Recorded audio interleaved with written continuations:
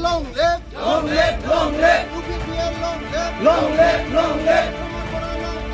14 नं चिरांदुवार बियाबनि रुनिखाता खोला मदाथि गामिनि रायजो राजाफ्रा EM रनजित बसुमतारीजों आखाइ गोरोबदों।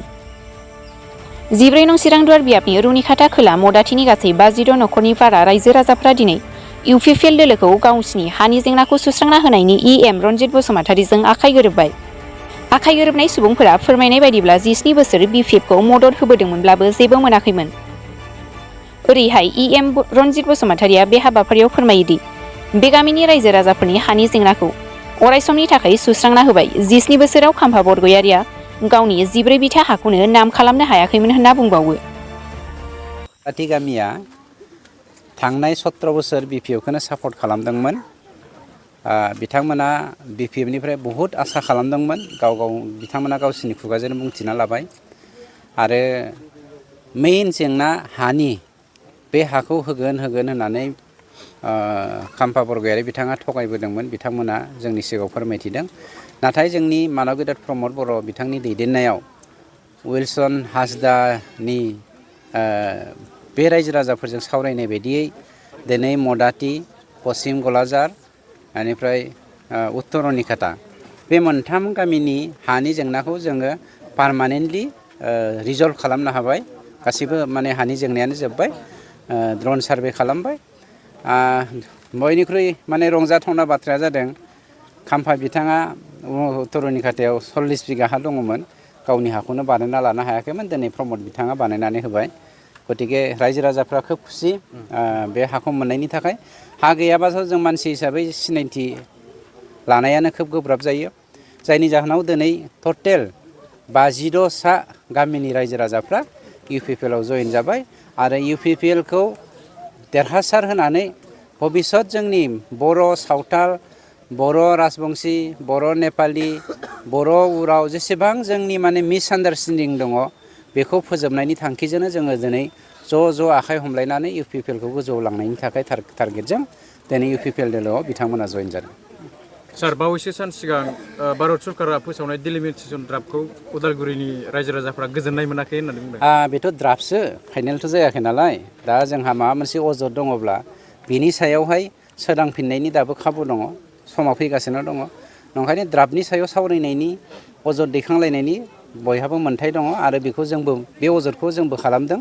जोंबो सेटिसफाइ नङा, बेनि सायाव जोङो सावरायगासिनो दङ। नाथाय सार, हाग्रामा महिलारिया मैयासो बे डिलिमिटेसन ड्राफ्ट फोसावनायाव एबसु आरो UPPLआ लोब्बा दं होननानै बुंदों। आरे सरकाराथ' जोंनि लुबैनाय बायदि जानांगौ होननानै आपिलखौ खालामखागोन आरो दाबो जों आपिल खालामगोन। उदालगुरिनि MP माबानि बियाबनि सिङावहाय जोंहा सेटिसफाइ जायाखै। बेखौ जों आबसु नङा, साफ्रोमबो बर', साफ्रोमबो BTC बासियानो बर' सानथालि बिदि डिफारेन्स गैयालासेनो साफ्रोमबो आपिल खालामगोन। बेयाव हाग्रामाया राजखान्थि गेलेनो नागिरबा जागोन नामा? मालाबा ख्रिस्टान जाफ्लानाय, मालाबा सतजंखि जाफ्लानाय, मालाबा मुसलमान जाफ्लानाय, जों बिदि राजखान्थि खालामा। राजखान्थिया आलदा, धोरोमा आलदा। जों बेफोरबायदि धोरोमखौ लानानै राजखान्थि खालामनो नागिराखै। बे धोरोमखौ लानानै राजखान्थि खालामनायनि थाखायनोथ' बर'नि गेजेराव मोनसे समाव ख्रिस्टान हिन्दुनि डिफारेन्स फैदोंमोन। बेखौनो आरो दा BPFआ सोरनिबा फाफ्लियाव हमनानै खालामफिननो नागिरदों। Thank you. बे मदाथियाव गामियाव फैनानै जोंथ' गोदो माबा BPFआव दंमोन नालाय, दा जोंहा UPPL पार्टियाव हाबबाय। बेहा जोंनि खुसिनो गावसोर रायजो राजानि जों मोजां मोनबाय बे सरकारखौ। दा मोजाङै सोलायलांथों बिसोरखौनो जों खालामहरगासिनो दङ। जोंनि माबा बिग्राया नांग्राया नैबे सामफुर मोनसे दङ जौ बे माबा लौफानि आसामफोरजों जोंनि हाया गायग्रा फोथारा सेनग्राबोल जाजोब्बाय। बेखौनो सोरखारा जे बानायनानै हरथों प्रटेक्सना। ओमफ्राय नैबे जों माइबो गायनो मोनाखै नालाय, माइ जाम्फै गैया। ओमफ्राय जोंनि बोराय बुरैफोरखौ माबा मोनसे रेसन कार्ड बा नै ओरैबायदि मा बुङो बोराय बुरैनि पेन्सन बेबो मोननांगौ जोंहा मोनथाय जा सोरखारनि होनाय गोना होथों जों बेखौनो जों खावलायहरदों सरकारजों।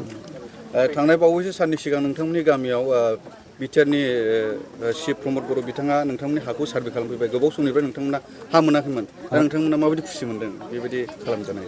जोंहा बिराद खुसि मोनदों। जोंनि नामाव फैगोन हाया नालाय जोंहा खुसि मोनगोन। नङाबा जोंनि गथ' गथायफोरा MA BE फरायबा हानि फाथा नङाबा साख्रि जेबो मोननाय नङा बिसोरो। बेखायनो जोंहा 17 बोसोराव बेलेग राजखान्थि सोलिबाय थादों बिथांमोना मावना होगोन नामा? होआखै जेबो मावनो होआखै बिसोरा স্কুলত সোমাইছোঁ মানে আমাৰ 17 বছৰ মানে মাটি পাট্টা পোৱা নাছিল প্ৰমোদ বড়ো ছাৰ আহিয়ে পেলাই আমাৰ মাটি ছাৰ্ভে কৰিছে ড্ৰোন ছাৰ্ভে কৰিছে মেপ নাছিল আমাৰ মদাতি গাঁৱত এইটো কাৰণে মই UPP দলত সোমাইছোঁ আপুনি কোনটো দলৰ আছিল আগত? আগতো নাঙল দলত আছিল নাংগল দলৰ আছিল হয় 17 বছৰ আপুনি নাংগলৰ পৰা একো পোৱা নাই নেকি? একো পোৱা নাই আই পোৱা নাই আৰু ৰাস্তাটো পাইছোঁ আৰু পানী পোৱা নাই খেতি মাটিৰ পানী পোৱা নাই এইটো পোৱা এতিয়া নাই নতুন চৰকাৰটো আপোনালোকৰ কাৰণে কি উন্নতি কৰি দিছে? এখন নতুন চৰকাৰ কাৰণে উন্নতি দিয়া মানে আমাৰ কি